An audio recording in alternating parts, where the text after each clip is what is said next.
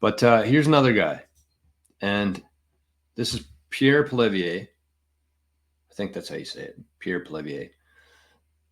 He's Trudeau's main opposition. Unfortunately, the way things work here in Canada, the way everything's set up right now, I don't know how much of a chance he has, even though Trudeau is about 20% in the polls. I'm sure they'll figure out a way to install him for another term here. But here's the flip side of Canada. I mean, I don't love Pierre. I think that he eats at the same kind of tables as the people who we very much dislike in the world. But at the same time, at least RFK, at least Pierre, at least these guys are talking about things in like a logical sense. They're at least putting the effort there and putting it out there. Trudeau is just a complete. Trudeau is like the female version of Kamala Harris. They have zero substance. They just say what they're supposed to. They are what politicians. That's what I've always thought of politicians as. Guys like Trudeau, Kamala Harris. But you have people like RFK and like Trump and like Pierre here who are actually trying to explain what's happening to people in real terms. So I watched this video this morning. It's 2 minutes long, but it's a pretty good video. Like I said, I don't think that Pierre, even if he was elected, I don't think he could change much here in Canada. But it just goes to show how different the two sides are in terms of just economic sense, I guess. Yes. What are the steps that need to be taken to fix the damages done to inflation? First and foremost, stop the overspending. Inflation, high taxes, deficits, high interest rates are all symptoms. The disease is overspending. When governments spend too much money, there's only three ways to get it. One is to raise your taxes. The other is to borrow, which means that they'll tax you more later on. And the third way is to print money.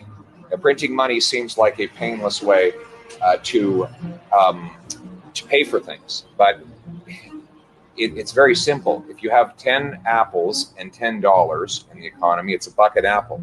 If you double the number of dollars in the economy to 20, you still only have 10 apples. You're not twice as rich. It's just that each apple costs twice as much.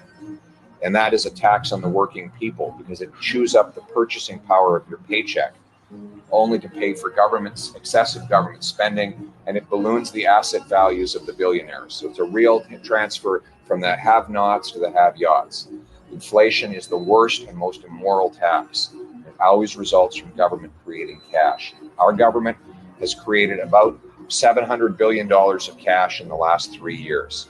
So we used to have $1.8 trillion of bills, coins, and bank deposits.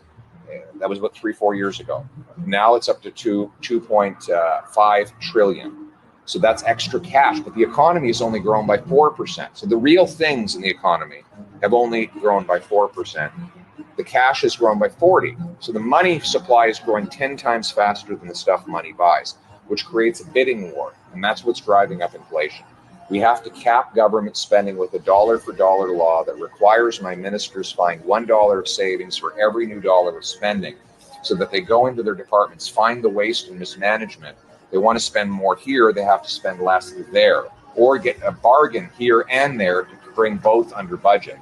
Then and only then will we stop the money printing, borrowing, and overtaxation and wrestle inflation to the ground. Thank you much.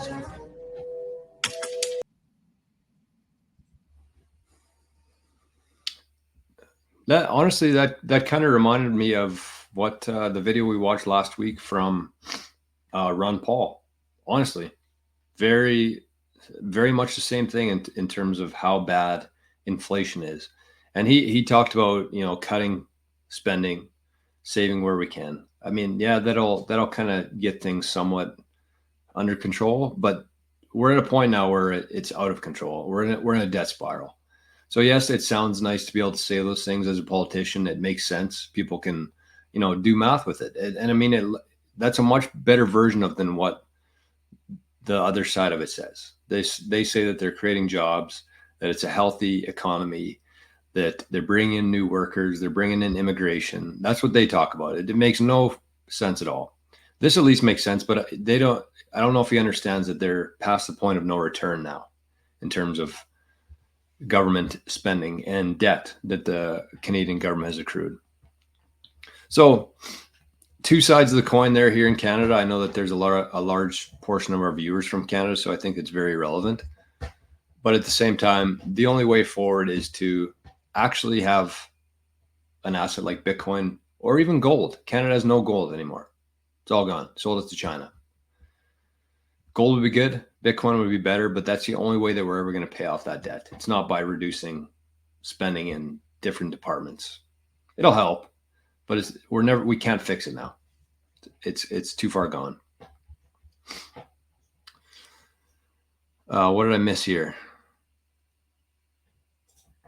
AD said that happened in Cyprus. They had a bail-in. Yeah, so bail-in is when the government, like ours, will probably be soon, where they're so far in debt and they cannot pay any of their liabilities that they have to take from their own citizens. Bail-in, take out of the banks. Whoever has savings, it's getting taken. Boomy says, for emergency cash, and if you have some land, you can grow your own food. Yes, agreed.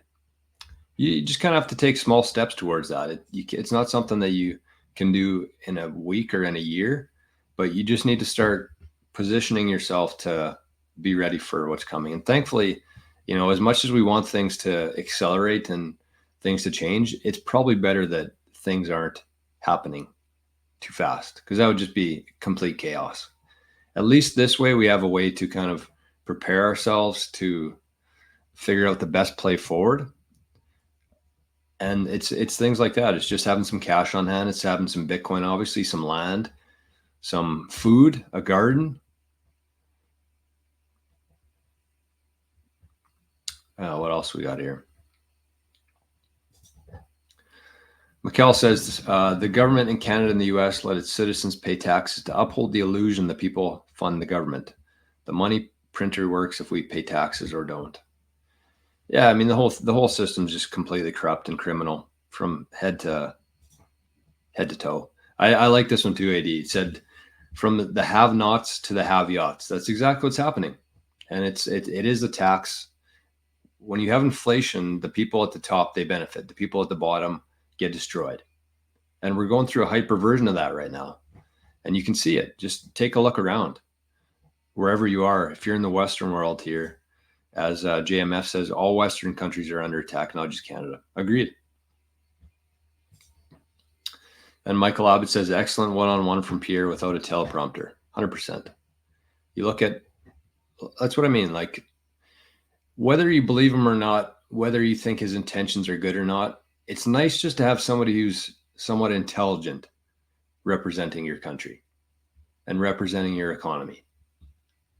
I don't think that that's too much to ask. Just have somebody who can speak without a teleprompter and understand what's going on and maybe how we can fix it. I haven't heard one thing in the last, I don't know how long Trudeau has been running this country. 9 years? I haven't heard one thing that he said made any sense in 9 years. He hasn't done one positive thing for Canadians. And it's the exact same thing in the States. Like Kamala Harris has been in government for the last 20 years.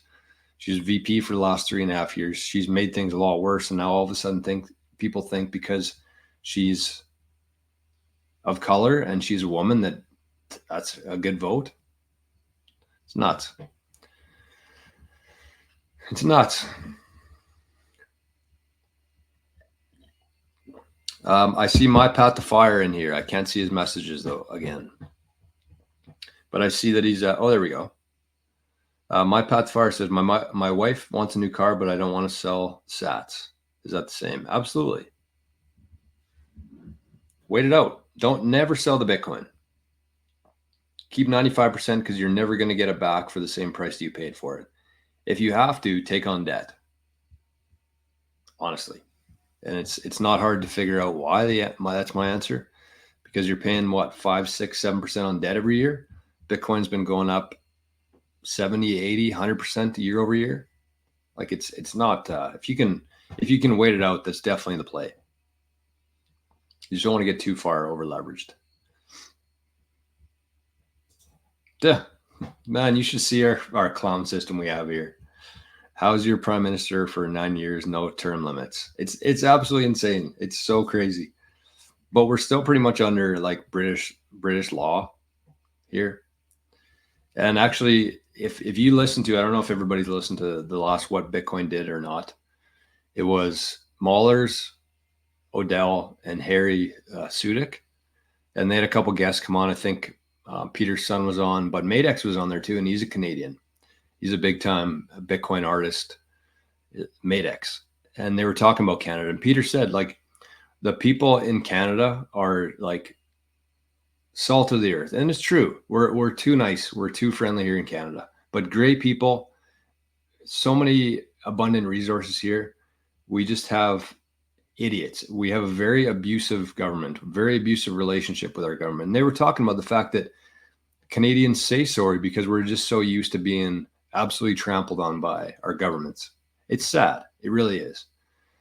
But at the same time, I think that if you're somebody who's aware of what's happening, of the corruption, of, the corruption plus all the really bad things that stem from that, whether it's the kids, the immigrants, all the things that stem from this. If you're aware of the problems here and you're not doing anything about it, that's the biggest problem. At least with Trudeau, you know what his intentions are. But with people who are citizens of Canada and who know what's going on here and aren't willing to do anything to actually make change, you're the problem. And I'm not talking to anybody in this community, because just the fact that you're showing up, the fact that you're choosing to put your time and energy in towards Bitcoin versus the old system, then you're part of that. And you don't need a YouTube channel. You don't need a Bitcoin business to represent that. You're already doing it. You're making change. You're voting with your currency that you're deciding to use. So I'm not talking to you. I'm talking to the people out there who are still going to work, still keeping their money in the bank, still holding stocks in the companies who are trying to enslave us. That's the problem. And it's sad. Nice people get taken advantage of. That's Canada itself. And it's exactly, we have a very abusive and unfriendly relationship with our government. It's been like that for a lot of years. And people here have each other's back. And as Trudeau plays into that. The guy said, "You're taxing me too much." And Trudeau said, "Well, you have free dental." He said, "No, I don't. But some people do." "Oh, yeah, my neighbor who doesn't work because she's too lazy." "Yeah, well, Canadians have to stick up for each other." Perfect example. Canadians have to so you go to work. You go to work. You stick up for each other. You go to work. She can stay at home. She's going to get all the benefits while you get stomped on. They very much hinder any growth here. They hinder productivity. Nobody's motivated to do anything because the government just takes it all. They harm and hurt and punish the people who are actually trying to be productive to society here. So it's not sustainable. That's the thing. It's shitty because there's going to be a lot of years that we have to pay for it. But again, as much as I hate that man, absolutely despise that man, he has created a whole lot of really good Bitcoiners here in Canada. So governments are temporary. Dictatorships are temporary. But Bitcoin is not. Bitcoin's going to be here forever. And Trudeau himself and their insane government and policies have created a whole bunch of really good Bitcoiners here. And that's going to be what outlasts everything else.